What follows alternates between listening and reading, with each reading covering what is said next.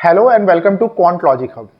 देखो इस क्वेश्चन में क्या है, the number of distinct pair of integers X Y satisfying the inequalities. Condition क्या है, x is greater than y and y is greater than or equal to 3 and x plus Y should be less than 14। यहां पे देखो कुछ constant दे रखे हैं, कुछ condition दे रखे हैं जिसके अकॉर्डिंग हमें काम करना है। अगर आप इस लॉजिक को समझ जाते हो, इस क्वेश्चन में बिल्कुल भी जान नहीं है, बहुत ही इजी क्वेश्चन है। चलो देखते हैं। सबसे पहला जो हमारा कांस्टेंट है, जो कंडीशन है, वो क्या है कि x should be greater than y। अगर मैं 14 को दो पार्ट्स में स्प्लिट करता हूं, इक्वल पार्ट्स में 7 7, क्या y का वैल्यू 7 रख सकते हैं? नहीं रख सकते हैं, क्योंकि हमें इन दोनों का सम कितना रखना है, 14 से कम रखना है। ध्यान देना, ठीक है। तो जो मैक्सिमम वैल्यू हम लोग रख सकते हैं y का, वो क्या रख सकते हैं, 6, और x का वैल्यू क्या हो जाएगा, 7। क्वेश्चन में ये क्या रखा है कि इन दोनों का सम क्या होना चाहिए, लेस देन 14 होना चाहिए, लेस देन 14 होना चाहिए।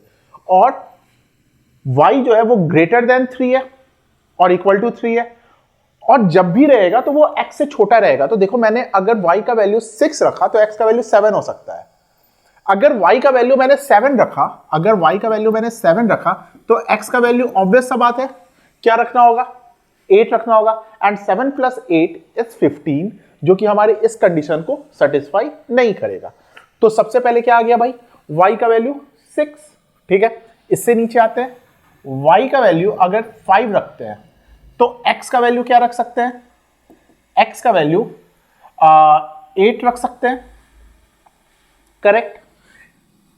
y का वैल्यू 5 रखते हैं तो x का वैल्यू क्या रख सकते हैं, 7 रख सकते हैं। और y का वैल्यू अगर 5 रखते हैं तो x का वैल्यू क्या रख सकते हैं, 6 रख सकते हैं, क्योंकि एक कंडीशन है हमारा कि x is greater than y। तो 3 केस ये हो गए। नाउ नेक्स्ट, अगर y का वैल्यू 4 रखते हैं तो x का वैल्यू क्या क्या रख सकते हैं, x का वैल्यू क्या रख सकते हैं, 5 रख सकते हैं। x का वैल्यू क्या रख सकते हैं, 6 रख सकते हैं। x का वैल्यू क्या रख सकते हैं, 7 रख सकते हैं। x का वैल्यू क्या रख सकते हैं, 8 रख सकते हैं। और x का वैल्यू क्या रख सकते हैं, 9 रख सकते हैं। 9 से ज्यादा क्यों नहीं रख सकते हैं, क्योंकि अगर 9 से ज्यादा रखते हैं तो हमारा सम कितना हो जाएगा, 14।